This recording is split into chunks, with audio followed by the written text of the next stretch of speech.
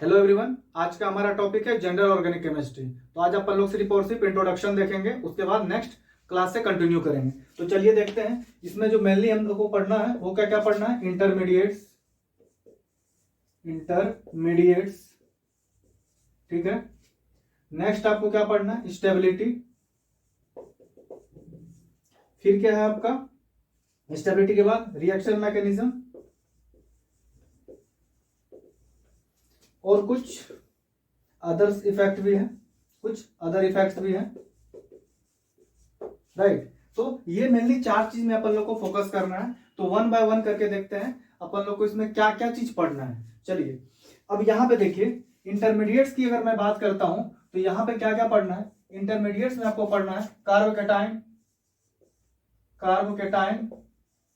फिर पढ़ना है आपको कार्बेनाइन। फिर आपको पढ़ना है फ्री रेडिकल। फिर आपको पढ़ना है इसमें रेडिकल एनायन, रेडिकल एनायन। फिर आपको पढ़ना है रेडिकल कैटायन, रेडिकल कैटायन। फिर हो गया आपका कार्बीन। फिर हो गया नाइट्रीन। लास्ट हो जाएगा बेंजाइन, राइट। अपन लोग इसमें भी देखेंगे, जैसे कि यहाँ पे क्या है, इस चीज को आप समझिए। इसमें क्या क्या पढ़ना है, carbocation, कार्बेनाइन, free radical, radical anion, radical cation, carbene, नाइट्रीन, benzene. अब चीजों को समझिए, ये सारा इंटरमीडिएट अपने को पढ़ना है। लेकिन क्या यहाँ पे, जैसे कि रेडिकल कैटायन है तो ये आपका एग्जिस्ट ही नहीं करेगा। इसको भी अपन लोग देखेंगे क्यों नहीं एग्जिस्ट करेगा, ठीक है। नेक्स्ट आपका फिर क्या है, यहाँ पे कार्बीन। कार्बीन में क्या पढ़ना है फिर आपको, सिंगलेट और ट्रिपलेट, सिंगलेट और ट्रिपलेट। इसी तरह नाइट्रीन है, यहां पे भी सिंगलेट फिर ट्रिपलेट, ठीक है। चलिए ये तो सारा इंट्रोडक्शन हो गया किसका, इंटरमीडिएट्स का। ये सारा चीज किसका हुआ, इंटरमीडिएट्स का। ये सारा चीज अपने को कवर करना है। तो ये तो इंटरमीडिएट फॉर्म हो जाएगा। उसके बाद फिर क्या होगा, अपन लोग को उसकी स्टेबिलिटी भी स्टडीज करनी होगी। तो स्टेबिलिटी में मेनली अपन लोग को क्या क्या पढ़ना है। चलिए स्टेबिलिटी में जो पढ़ना है, देखिए यहाँ पे स्टेबिलिटी में अपन लोग को क्या क्या ध्यान में रखना है। ये चीज हमेशा एक मेजर रोल प्ले करता है, क्योंकि हम लोग को ये नहीं पता है कि स्टेबिलिटी में कौन सा इफेक्ट कहां लगाना है। तो सबसे पहले प्रायोरिटी में जो आता है वो इलेक्ट्रिकली देखा जाता है, राइट। तो सबसे पहला इफेक्ट हो जाएगा इलेक्ट्रिकली। फिर क्या होता है, स्टेरिक रॉडिंग की बात होती है, इसलिए उसको बोलते हैं स्टेरिकली। लास्ट में आता है आपका इलेक्ट्रॉनिक इफेक्ट, तो उसको बोलते हैं इलेक्ट्रॉनिकली, ठीक है, राइट। ये तीन इफेक्ट अपने को स्टेबिलिटी में पढ़ना है, ठीक है। ये चीज माइंड में आप लोग रख लीजिए। तो अपन लोग क्या देख रहे थे अभी, स्टेबिलिटी।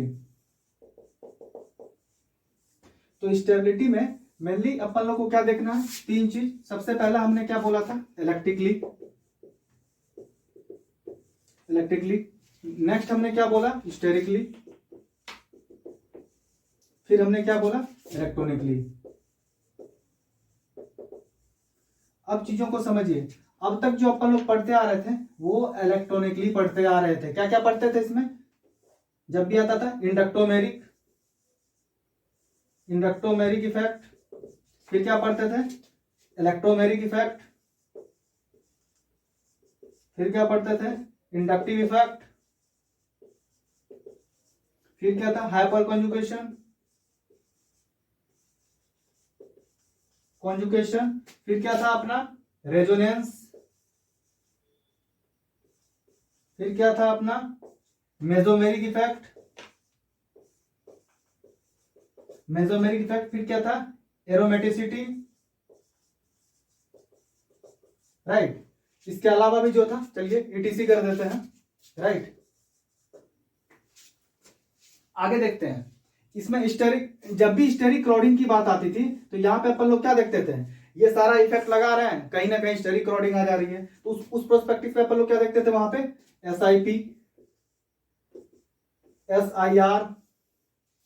फिर क्या होता था आपको, NBPR। फिर क्या आता था आपका, ऑर्थो, ऑर्थो इफेक्ट, ETC। अब यहां पे ये जो है इलेक्ट्रिसिटी है, यहां पे क्या होता है, न्यूट्रलिटी प्रिंसिपल पे वर्क करता है। किस पे, न्यूट्रलिटी प्रिंसिपल पे। न्यूट्रलिटी प्रिंसिपल पे ये वर्क करता है। न्यूट्रलिटी प्रिंसिपल बोले तो यहां पे क्या रहता है, मॉलिक्यूल पे कोई चार्ज नहीं रहता है, नो चार्ज, नो चार्ज। अभी तक अपन लोग क्या पढ़ते आ रहे थे, ये सारे इफेक्ट के बारे में जान रहे थे, लेकिन मैं आपको बता दूं, जब भी अपन लोग इलेक्ट्रॉनिकली इफेक्ट के बारे में पढ़ते हैं, जो कि आप इलेक्ट्रॉनिक डिस्प्लेसमेंट इफेक्ट पढ़ते हो मेनली, जहां पे inductomeric, electromeric, induction, hyper conjugation, mesomeric conjugation, resonance, aromaticity, जो भी पढ़ते थे उसमें कहीं ना कहीं टांग आके लड़ा देता था, कहीं यहाँ पे SIP, non bonding electron pair repulsion theory, ठीक है, आगे क्या होता था, ऑर्थो इफेक्ट, ये सारा चीज कहीं ना कहीं आकर के स्टक कर देता था सवाल में, कहीं से भी आया और ये स्टक कर दिया सवाल को। तो उस प्रोस्पेक्टिव से अपन लोग सवाल को सॉल्व नहीं कर पाते थे। तो क्या, क्योंकि अपने को पता ही नहीं कि कौन सा इफेक्ट कब लगाना है, राइट। तो चलिए अभी क्या करते हैं अपन लोग, हमने क्या देख लिया, इलेक्ट्रॉनिक इफेक्ट देख लिया, स्टेरिकली इफेक्ट देख लिया और इलेक्ट्रिकली इफेक्ट देख लिया। मैं आप लोग को बता दूं, इन स्टेबिलिटी में तीनों बहुत ही ज्यादा मेजर रोल प्ले करता है। और इसमें क्या होता है आपका, इस तीनों में से क्या होता है कि सबसे, अगर प्रायोरिटी की बात करें तो सबसे ज्यादा प्रायोरिटी दी जाती है इलेक्ट्रिकली को, उसके बाद स्टेरिक को, उसके बाद इलेक्ट्रॉनिक को। तो सबसे पहले इलेक्ट्रिक को दी जाती है, फिर स्टेरिक को, फिर इलेक्ट्रॉनिक को। हम लोग जो पढ़ते आ रहे थे वो सबसे लास्ट में होती है, और हमें पता ही नहीं, इतने दिनों से हम लोग इसमें ये सारा इफेक्ट लगाए जा रहे हैं और सवाल बन ही नहीं रहे, कहीं ना कहीं स्टक कर रहे हैं। सबसे पहले मॉलिक्यूल न्यूट्रल होना चाहिए, जो कि न्यूट्रलिटी प्रिंसिपल पे वर्क करता है। कौन? ये आपका इलेक्ट्रिकली इफेक्ट। उसके बाद क्रोडिंग जब भी आती है तो वहां पे क्या होती है कि प्लेनारिटी लूज हो जाती है, कभी कुछ हो जाता है, कभी कुछ हो जाता है, तो उस वक्त भी सवाल सॉल्व नहीं होता, हम लोग स्टक करते थे। तो इसके बाद क्या आता है, स्टेरिकली, लास्ट में आता है आपका इलेक्ट्रॉनिकली। इसके अलावा भी कुछ अदर इफेक्ट हैं जो आकर के कहीं ना कहीं अपन लोग को रोकते हैं। वो कुछ अदर इफेक्ट क्या है उसको देखिए। अदर इफेक्ट्स कहीं ना कहीं ऑब्स्टेकल क्रिएट करते हैं। उसमें कौन कौन सा चीज आता है, जरा आप फोकस कीजिए। आपको आएगा क्या क्या आएगा, बेंड्स रूल, ये बेंट ऑर्बिटल बोलो आप।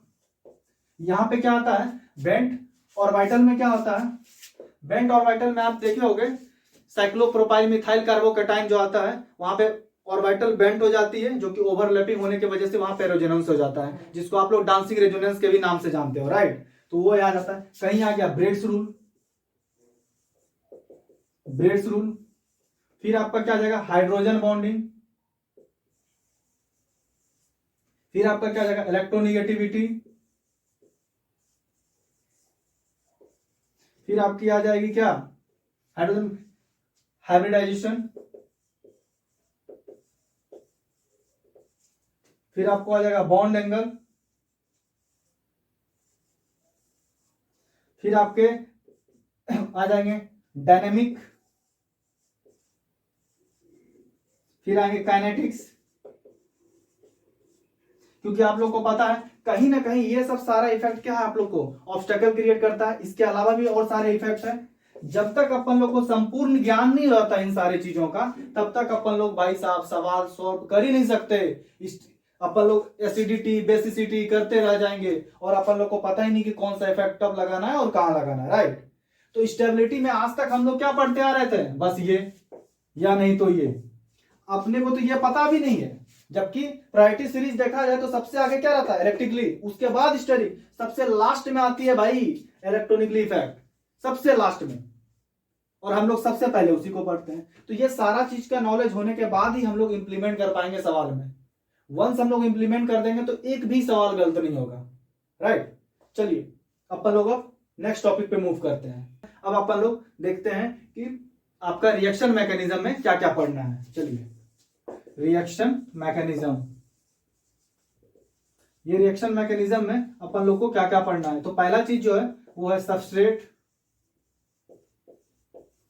नेक्स्ट है आपका रिएजेंट, रिएजेंट्स। फिर है आपका सॉल्वेंट। फिर है leaving group, leaving group. Last है आपका प्रोडक्ट। मैंने प्रोडक्ट क्यों लिखा, चीजों को समझिए। अगर प्रोडक्ट क्या होता है ना, कि कभी कभी आपको क्या प्रोडक्ट आता है या तो आपको स्टीरियो सेलेक्टिव आ जाता है या तो स्टीरियो स्पेसिफिक आ जाता है। यहाँ पे स्टीरियोकेमिस्ट्री की यूज होती है, तो उस केसेस में प्रोडक्ट को भी अपने को फोकस करना है कि कौन सा प्रोडक्ट हो रहा है, सेलेक्टिव हो रहा है या स्पेसिफिक हो रहा है। ये सेलेक्टिव भी हो सकता है और ये स्पेसिफिक भी हो सकता है, इस चीज को ध्यान में रखना है। अब चीजों को समझिए, अगर सबस्ट्रेट का नॉलेज नहीं रहेगा तब अपने लोग को पता ही नहीं चलेगा भाई कि ये रिएक्शन कौन सी हो रही है, एडिशन है, रेडिकल है, सब्स्टिट्यूशन है, एलिमिनेशन है, यही तो बताएगा अपने को। रिएजेंट का नॉलेज नहीं रहेगा तो पता ही नहीं चलेगा कि कौन इलेक्ट्रोफाइल की तरह एक्ट कर रहा है, कौन न्यूक्लियोफाइल की तरह एक्ट कर रहा है, ये अपन लोग को पता ही नहीं चलेगा। बात रही सॉल्वेंट की, तो सॉल्वेंट में भी अपन लोग को पता नहीं चलेगा कि ये पोलर है, नॉन पोलर है, पोलर है तो अप्रोटिक है या प्रोटिक है, ये सारा चीज का नॉलेज होना चाहिए, राइट, सॉल्वेंट के बारे में। लिविंग ग्रुप, अगर कोई भी मोलिक्यूल या एटम अगर किसी भी रिएक्शन से बाहर हो रहा है तो उसकी स्टेबिलिटी के बारे में अपन को नॉलेज होना चाहिए। स्टेबिलिटी प्रोस्पेक्टिव कैसे अपन लोग बात कर सकते हैं, जैसे कि क्या बोलूं मैं, अगर स्टेबिलिटी ये कोई भी चीज एलिमिनेट होता है मॉलिक्यूल से तो वो स्टेबल है कि नहीं है, किस तरह से स्टेबल होगा, सबसे पहले देखेंगे क्या उसमें आपकी स्टेबिलिटी के प्रोस्पेक्टिव अगर यहाँ पे सोचते हैं तो सबसे पहला चीज आएगा ध्यान में कि मतलब एटम का साइज कैसा है, ठीक है। अगर वैकेंट डी ऑर्बिटल है सपोज करो तो सबसे ज्यादा स्टेबल होगा। उसके बाद क्या, रेजोनेंस होगा। लास्टली अगर क्या अपन लोग देखेंगे इलेक्ट्रोनिगेटिविटी। तो अपन लोग वन बाय वन करके इन सब पे भी डिटेल चर्चा करेंगे। कुछ अदर फैक्टर बचे हैं वो भी देख लेते हैं। अदर फैक्टर में अपन लोग को क्या क्या पढ़ना है वो भी देख लेते हैं। अदर फैक्टर में मेनली अपन लोग को क्या पढ़ना है, एसिड बेस, नेक्स्ट क्या आपका हीट ऑफ हाइड्रोजनेशन, फिर क्या है हीट ऑफ कंबंशन, फिर क्या आपका डिग्री ऑफ अनसेचुरेशन। इसके अलावा भी कुछ होगा तो अपन लोग पढ़ेंगे, ये टिश्यू लगा दिया। तो आज अपन लोग इंट्रोडक्शन क्लास देखें, किस किस चीज का देखें। इंट्रोडक्शन क्लास में अपन लोग ने आज देखा रिएक्शन इंटरमीडिएट, स्टेबिलिटी, राइट। उसके बाद रिएक्शन मैकेनिज्म में क्या क्या पढ़ना है, फिर अपन लोग देख लिए अदर सेक्टर भी देख लिए। तो चलिए, आई होप आप लोग को इंट्रोडक्शन पसंद आया होगा। ओके, फिर अपन लोग मिलते हैं next class, one by one करके ईच एंड एवरी टॉपिक को पढ़ेंगे डिटेल से। Okay, bye, have a nice day.